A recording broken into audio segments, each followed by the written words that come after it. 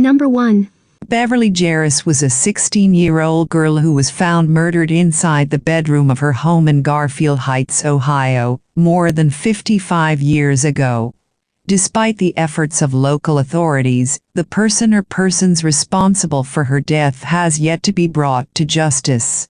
On December 28, 1964, Beverly, an 11th grade student at Marymount High School, a Catholic girls' school, and her 12-year-old sister, Carol, saw their parents, Thaddeus and Eleanor Jarosz, off to work before walking a mile to their grandmother Marie Vanek's house on Turney Road. They stayed for lunch, but around 1 p.m., Beverly wanted to return to their home on Thornton Avenue, as she had contrived to meet with her friend and classmate, Barbara Kajanowski, also 16, and afterward, meet up with another friend named Margie. Beverly accepted a ride from an 18-year-old male who lived next door to her grandmother. When she got home, she called her mother to check in and wrote a message to her father from someone who had called and said they would call back later. They left their name, but it was later ascertained that it was fictitious, according to Cleveland. Vanek called as well, but Beverly didn't talk long, as she told her grandmother that she was expecting Barbara to arrive at any minute, and she had to change her clothes. Beverly gave no indication that anything was wrong. At about 1:25 p.m., Barbara arrived. She noticed the sliding door was open, the storm door was locked, and there was music playing loudly in the background, which she thought was peculiar. When Barbara knocked on the door, she heard a loud thump upstairs as if someone was moving furniture. She then went to the front door, rang the doorbell, knocked, and waited. When no one came to the door after waiting a few moments, she left, believing that she might have been stood up or teased. Moments after Barbara arrived home, the phone rang. It was Margie asking about their location. That's when Barbara told her that Beverly didn't answer the door when she went to her house. Maggie became concerned and contacted Vanek, who then called Beverly's father at work. Thaddeus rushed home. When he pulled into the driveway around 4 p.m., he could hear the music blasting. Thaddeus darted into the house and headed upstairs. When he went inside Beverly Jarosz's bedroom, he found her dead on the floor, laying face down next to her bed with a clothesline rope tied around her neck and ankles.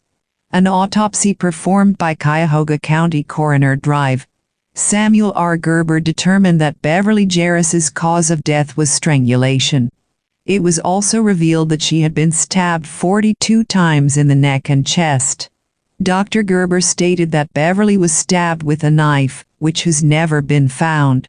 He added that although her clothes were yanked off from her torso, she was not sexually assaulted.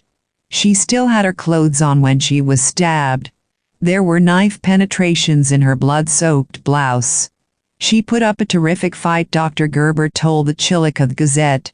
Beverly's bedroom was littered with torn clothing, and blood was splattered across the room. The coroner examined Beverly's fingernails for the assailant's DNA, but Dr. Gerber said, "So far, we do not believe the killer was marked by her nails. They may have the identity of the killer, but according to Dr. Gerber, the murderer almost certainly had to be a man." Investigators speculated that while Beverly was changing her clothes, she was startled by the killer, who was probably someone she knew, as there were no signs of forced entry. The 3 short-length pieces of clothesline rope that were found tied around the victim had loops, which led law enforcement officers to believe that Beverly Jarosz's murder was premeditated. On December 29, 1964, Det. Captain William C. Horrigan sent several officers to Beverly's neighborhood to find out where the clothesline rope may have come from, as it did not belong to the Jarosz family, but investigators have yet to find any clues. Before Beverly was killed, veteran Assistant Cuyahoga County Prosecutor Paul Miles said someone was stalking her. Her mother and sister recalled in an interview that before the murder, they were receiving hang-up calls, sometimes 10 to 12 times a day. And someone had left an anonymous gift for Beverly on their back porch. It was a bracelet and a ring. One night, Beverly's father said he came home and saw someone standing on the front lawn, gazing up at her bedroom. Thaddeus chased that person down the block, but he was unable to catch him.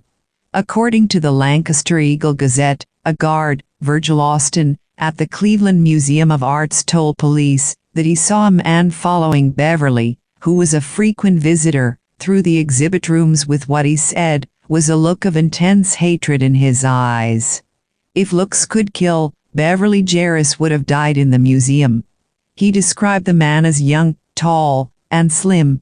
Relatives stated that those incidents prompted Beverly to become jumpy. She would always make sure the doors were locked, and she would check in with her family whenever she went somewhere. The boy who drove Beverly home on the day she was killed was taken to the police station for questioning, as well as several other of her male acquaintances, but they were all released, the Newark Advocate reported. German Shepherd dogs were used to help trace the killer's path of flight, but that was a dead end, as the trail ended on McCracken Road, near Beverly's home. Although it has been more than 5 decades since Beverly was found dead in her bedroom, law enforcement officers still believe that her case can be solved. We are taking steps to make that end possible. We haven't stopped, Miles said. Anyone with information regarding the unsolved murder of Beverly Jarosz is encouraged to contact the Garfield Heights Police Department at 216-475-5686. Number 2. This unsolved mystery has baffled investigators for 60 years.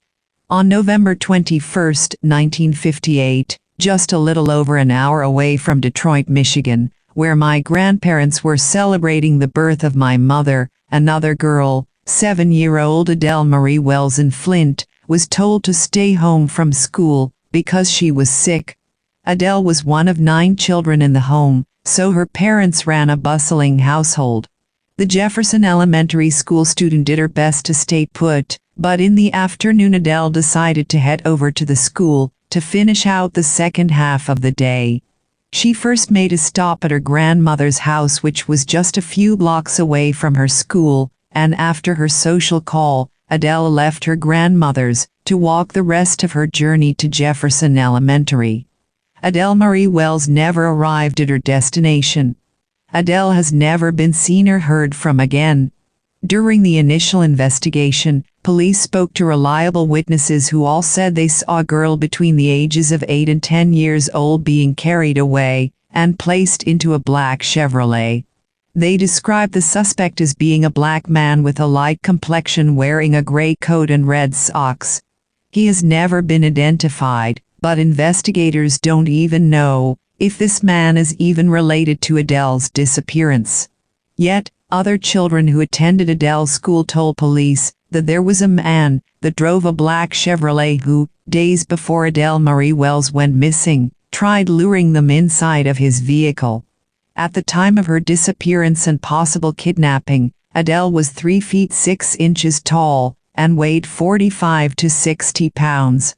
She had black dark brown hair, with bangs, and brown eyes. She was described as having a small and skinny stature. Anyone with information regarding this 60-year-old case is urged to contact the Flint Police Department at 810-237-6945 or their local authorities. Number 3. Tip Roeder was screaming. The successful attorney was on his hands and knees on the sidewalk in front of a condo on South Holt Avenue in Beverly Grove, yelling for help. A nearby store clerk had heard 3 shots and Roeder's cries, and rushed over to the scene. It was soon evident to the clerk why 60-year-old Roeder was yelling. He had been shot in the stomach. The wound killed him. There was more horror to be discovered on that sunny June afternoon in 1981. Sprawled in the lobby of the condo building, half her head blown away, was 39-year-old Jennifer Roeder, Tip's soon-to-be ex-wife. In a former life, many tequila sunrises ago, she'd been known to the world as Jenny Maxwell, a successful blonde starlet with wide-set eyes and a thin, mischievous smile. In Michigan, members of Jenny's extended family received news of her brutal murder. 21-year-old Buddy Morehouse had grown up hearing about his mother Vera's famous cousin Jenny, who had acted alongside legends like Jimmy Stewart, Michael Landon, and Elvis Presley. Though he had never met Jenny, Morehouse's mother assigned him the task of gathering more information on her favorite cousin's mysterious death. I was working at the time as a reporter for the student newspaper at the University of Michigan, and she knew I knew at least something about how to make calls and investigate a story, Morehouse recalls. She said, "Is there anything you can find out?" I remember calling the Los Angeles Times from the campus office of the Michigan Daily and asking them what they knew, and somebody read the story to me over the phone. The Los Angeles Times reported that the murder had probably been an attempted robbery gone bad, but Jenny's family suspected there was more to the story. Though Jenny had lost touch with most of her once tight-knit Norwegian-American clan, they believe the tip-roader, a sheriff's deputy turned lawyer, was a shady character. "The big rumor in our family is it was some kind of a mob hit," Morehouse says. No one was ever charged with the murders, and Jenny's family filed away the memory of her in their hearts and went on with their lives. Biographical mentions of Jenny, both in books and online, repeated the story of an unsolved burglary. In 2018, Morehouse, now a veteran journalist and documentarian in Michigan, decided to find out what really happened to Jenny. This decision would lead him across the country to Los Angeles, to Jenny's remaining friends and son, and to a retired Los Angeles Police Department detective named Mike Thies, who believed he had discovered the truth about the 4-decade-old Roeder murders. In his new self-published novel, Murder of an Elvis Girl, Solving the Jenny Maxwell Case, Morehouse reveals the fruits of his investigation, weaving the true story of Jenny with his own imaginative elaborations. But the story is fascinating without embellishments, a classic Hollywood tale of fame, betrayal, and the dark side of life in the fast lane. Jenny Maxwell was born in Brooklyn on September 3, 1941. The coddled only child of hard-working Norwegian immigrants, she was a bubbly, strong-willed, and charismatic imp from the start. In 1958, she was discovered at her local drama school by director Vincente Minnelli. He brought her to Hollywood to shoot a test with Frank Sinatra for the film Some Came Running. Once in LA, she never looked back. Though Jenny didn't get the part in Some Came Running, she was soon booking roles on TV shows, including a gig on Father Knows Best. There, she met 24-year-old Paul Rapp, an assistant director and son of famous comedy writer Philip Rapp. According to Morehouse, Rapp, who had previously dated Sandra Dee, fell quickly for the pert blonde, and the two eloped in April 1959, without telling their parents. Jenny was only 17. In 1960, Jenny gave birth to her son, Brian. That same year, Jenny was named a Hollywood Deb Star of 1960, along with up-and-coming actresses Shelley Fabbers and Paula Prentice. As a Deb Star, she was introduced on The Bob Hope Show by none other than Hope and Joan Crawford, who repeated the popular PR line that Jenny and Marilyn Monroe were related, due to a convoluted tale of shared Norwegian blood. Bob Hope. This bitsy blonde is Jenny Maxwell from California studios. Joan Crawford. She has been in 30 television shows and the feature film Blue Denim. She is a second cousin of Marilyn Monroe. Bob Hope. Kind of makes you wish you were a playwright. As the two Hollywood legends talked, Jenny walked on stage wearing a tiara and evening gown, looking much too wide-eyed, casually modern, and jaunty for her elegant attire. This fresh teenage attitude kept her career humming, with roles on popular TV shows The Twilight Zone, Dr. Kildare, and Bonanza. In 1961, she played a spoiled rich girl in the wildly popular Elvis flick Blue Hawaii, earning infamy as the actress who in one scene Elvis spanked for being naughty. Still barely out of her teens, Jenny began to party. According to Morehouse, she was increasingly part of a young Hollywood scene with friends including Sharon Tate and Peggy Lipton. Her career continued, in a rather erratic fashion. In 1963, she acted alongside A-listers Sandy and Jimmy Stewart in Take Her, She's Mine, and starred as a hillbilly sex pot in the ridiculously camp B-movie Shotgun Wedding, written by the legendary Ed Wood. But Jenny's career and home life soon fell apart. She and Rapp divorced, and Jenny eventually lost custody of Brian. By the mid-60s she was almost broke, estranged from her parents, and only allowed to see her son occasionally. She had things that other actresses would kill for, she had the kind of life that they would just kill for, and she just apparently wasn't ready to handle any of it, Morehouse says. In the late 1960s, Jenny realized things had to change. She reconciled with her parents, regained partial custody of her son, and scored roles on My Three Sons and The Wild Wild West.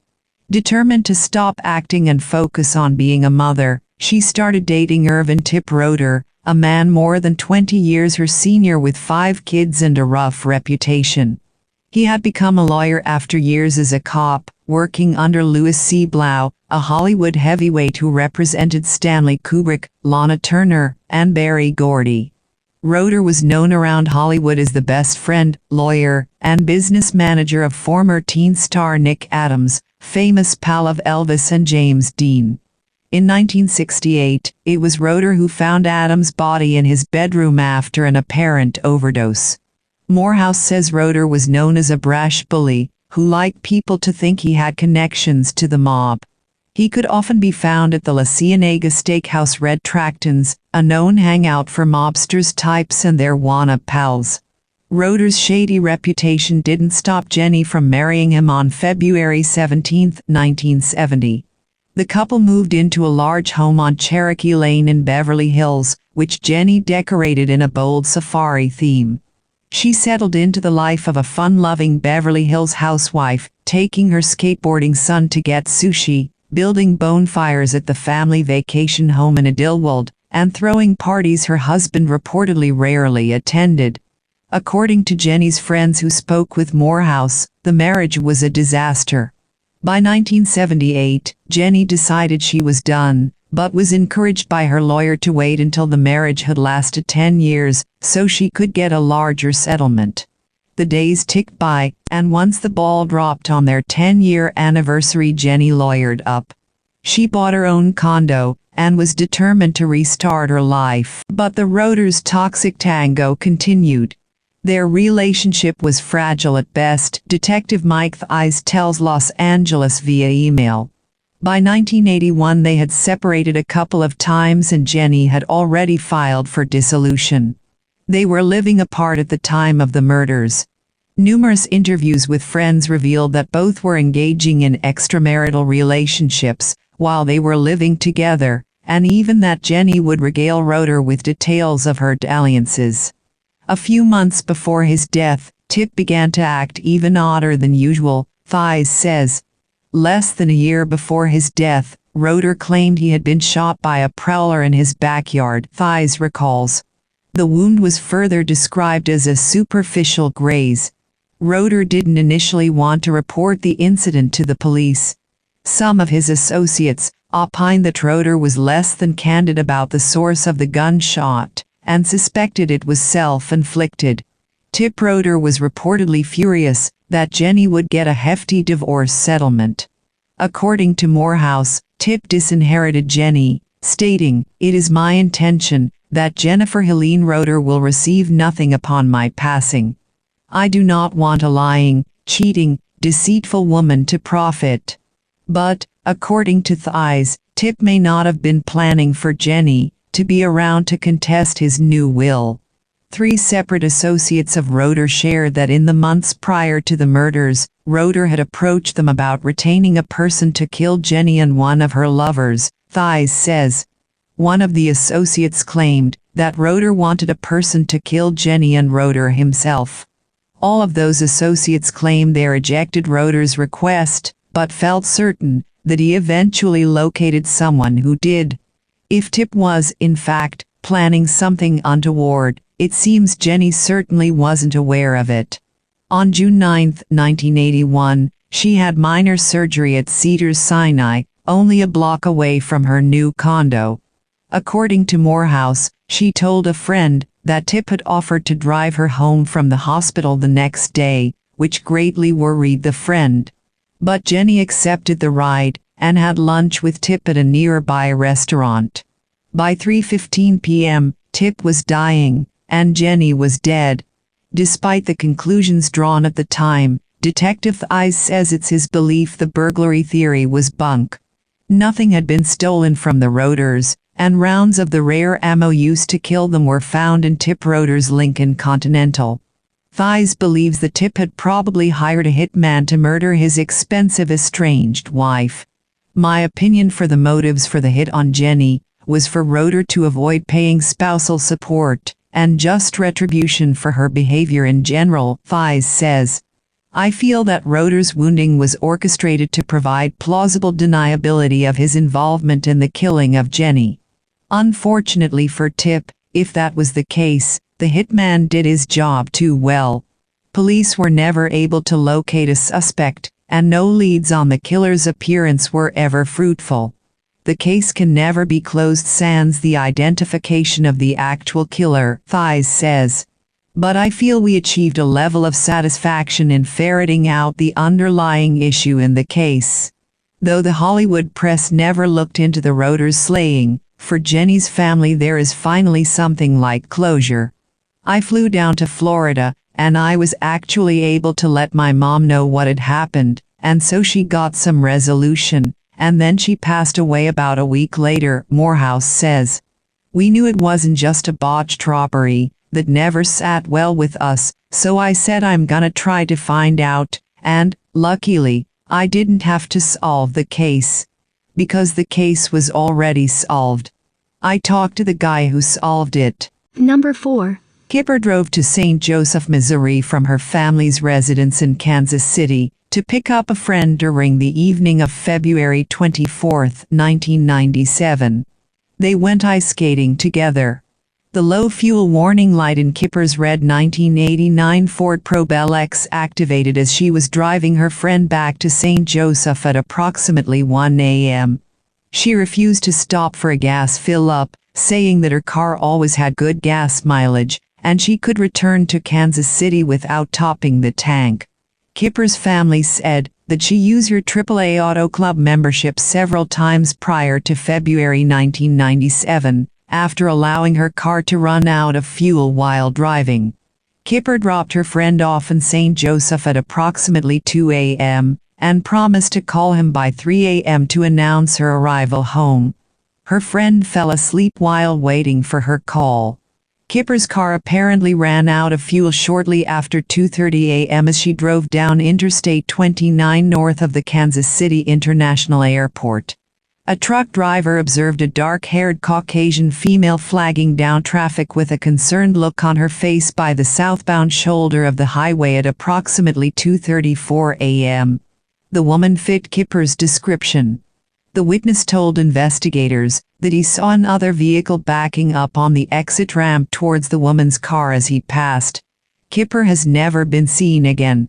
Kipper's mother discovered her daughter's Ford Probe later in the morning on Interstate 29.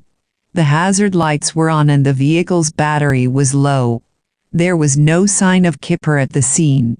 Authorities searched the Kansas City, Missouri residence of John E. Williams later in 1997, when he was implicated in the abduction and sexual assault of another woman. Investigators discovered Kipper's identification cards, paycheck stub, car keys, mock turtleneck and jeans inside Williams' home.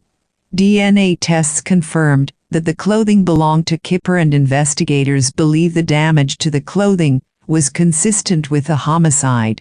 Williams was questioned about Kipper's case and claimed he accidentally struck and killed her with his vehicle on the night of February 24 on Interstate 29.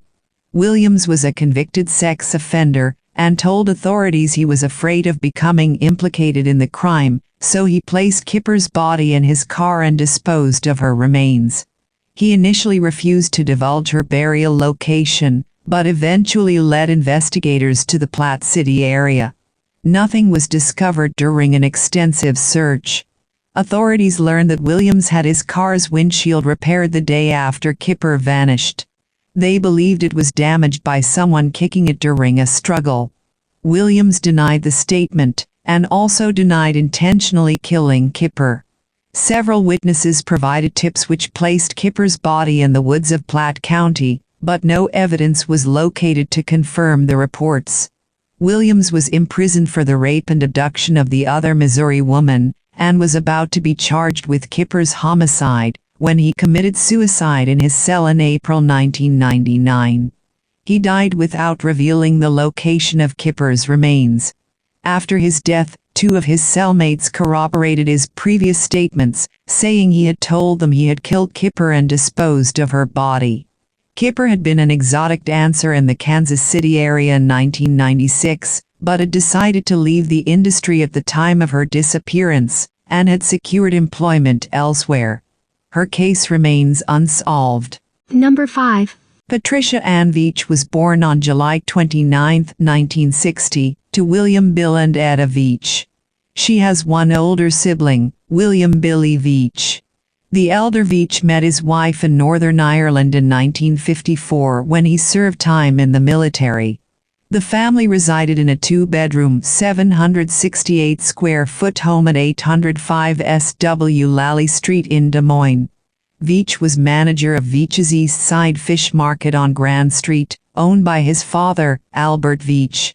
Patricia, nicknamed Trisha and Trish by her family, had recently completed 3rd grade at Maple Grove Elementary School, located on SW 9th Street. Patricia's brother told Jody Ewing of EOicalcases.org that Patricia was a very bubbly, outgoing child, and loved to make funny faces at the camera when someone took her picture. In late June 1969, Patricia was the flower girl at her Uncle David's wedding. 2 weeks later, she was dead. On Thursday, July 10, 1969, Veach awoke around 7:10 a.m. and noticed someone had slashed the screen on the front door near the latch. Thinking an intruder might have robbed the family during the night, he checked around the house, but everything seemed to be in order. However, when Veach checked on his daughter at 7:25 a.m., he found 8-year-old Patricia dead in her bed, lying face up without covers, clad only in her pajama top. Blood had splashed on her body and the bed.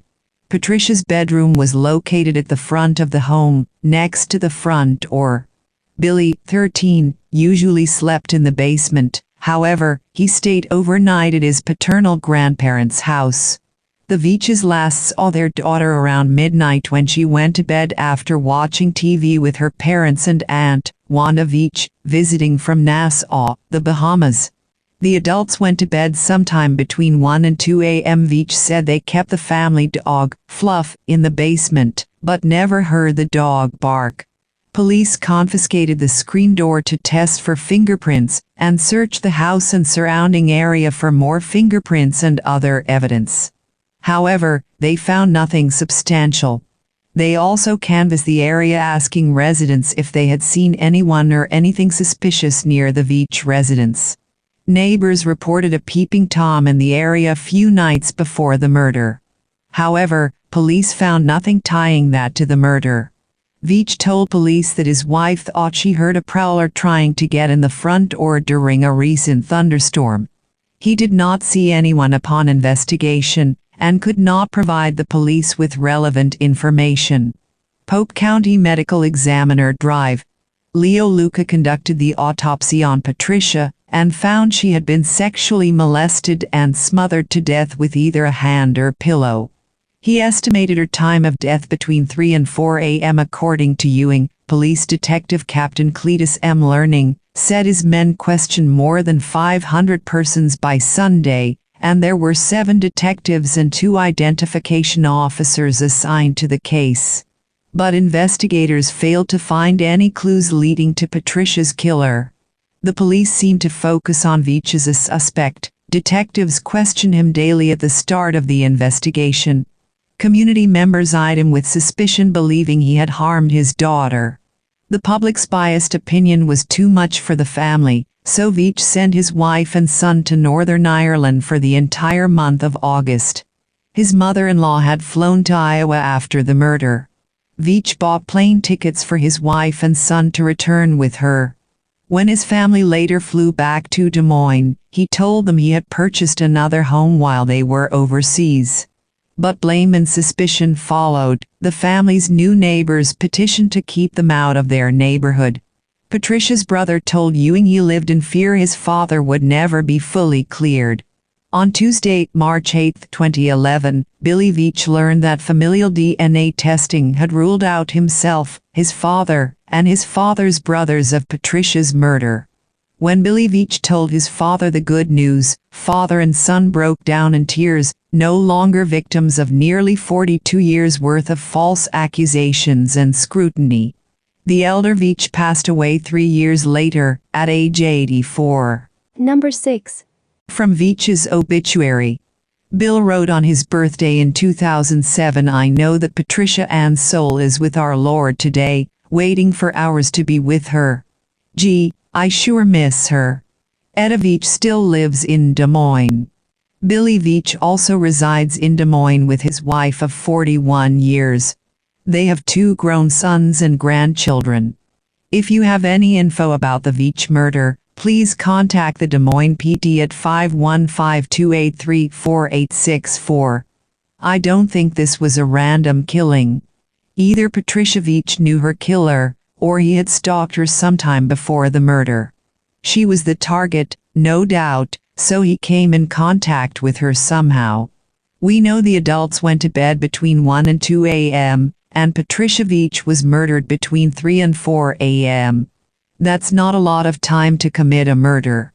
The killer had to make sure the parents were fast asleep before attempting to break into the home and commit the heinous murder. It takes balls to break into someone's home and attack a family member while everyone was asleep. The killer was confident and not worried about anyone waking up. Talk about a huge risk. Whoever killed Patricia had done it before and likely after, I bet. The timing of the killing is interesting. For one, Billy happened to be staying at his grandparents' that night, so he wasn't even home. Second, 5 days before the girl was killed, her paternal uncle, Roy Veach, then 57, fired his .22 caliber revolver at a prowler who attempted to enter his bedroom. On July 15th, Roy reported the gun stolen to the Des Moines police.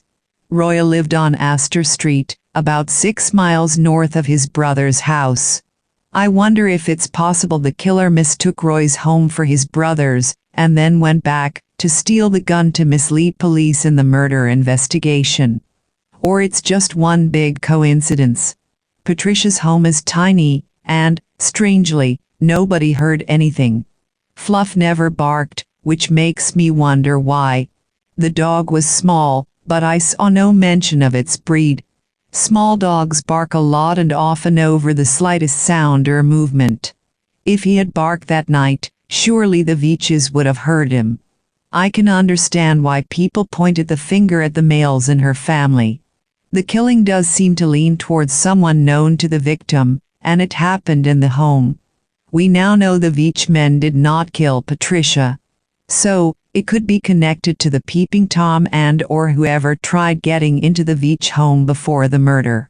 Etta thought she heard someone trying to get in the front, or the persons might have seen the girl inside or outside her house or walking to school. I believe this case is still solvable, even though the chances of the killer still alive are slim. The Honolulu Strangler was a truly noteworthy, if you could call it that, serial killer.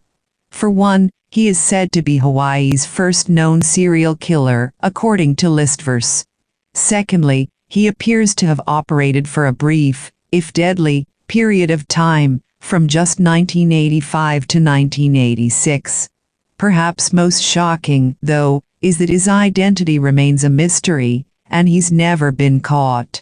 The Honolulu Strangler's terrifying murder spree began the evening of May 29, 1985, according to the True Crime Database. That's when 25-year-old Vicky Purdy told her husband, Army helicopter pilot Gary Purdy, that she planned to go dancing with some friends in Waikiki. It was something she'd done before, so her husband didn't begin to worry until she failed to come home when she'd said she would. According to Listverse, a cab driver reported that he dropped Vicky off at a hotel, reportedly to pick up her car, around midnight. It was the last time Vicky would be seen alive. The following morning, Vicky's body was found in an embankment overlooking a lagoon. Her hands had been bound behind her back, and she'd been strangled and raped. It would be almost 6 months before the murderer would strike again, this time raping, strangling, and killing another local, a 17-year-old girl named Regina Sakamoto, according to Listverse. The two victims shared some superficial physical characteristics like being petite, but it was the similar manner of death that first tipped authorities to the idea that they could have a serial killer at work in Honolulu. 3 more victims soon followed, but it wasn't until an informant, Howard Gay, came forward to alert police to the location of another body, something he'd been told, he claimed, by a psychic, per the true crime database. When victim Linda Pess's body was indeed found in the area Gay had told police about, he immediately became a leading suspect. However, despite circumstantial evidence, possible eyewitness sightings of Gay with a victim, and his ex-wife and ex-girlfriend coming forward to say that he liked to have sex with women while their hands were tied behind their backs, Gay was never arrested or charged with any crimes. Gay eventually left Hawaii to return to the mainland, and while the killings did stop, a true link between those two occurrences has never been proven.